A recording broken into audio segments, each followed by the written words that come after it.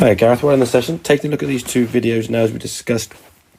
Problem we had there was your setup. You can see your head was tilted a little bit off to your lead shoulder side, sort of getting yourself a little bit on the wrong side of that tilt, and that caused some issues with your turn and the rotation in the backswing.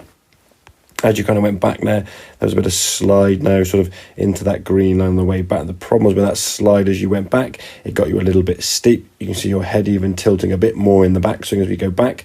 Arms now going a little bit high. And as you then came back to the golf ball now, you weren't really shifting towards that red line. You were kind of spinning back with this left leg now kind of straightening. Not much shift onto that left side. Cause those arms sort of swipe across the golf ball, sort of pull it left, get a bit over the top, and not much rotation as we can see elements by that right foot and the knees not really coming together. So changing that setup a little bit, getting a little bit more tilt, turning with that hat now in a certainly much different position to where you're starting here.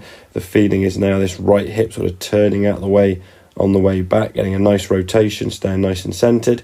Now from here, as we swing through the golf ball, we're able to move now towards that lead side. You see your lower half now moving into that red line. As you get on top of the golf ball there now, your head staying nicely behind the golf ball.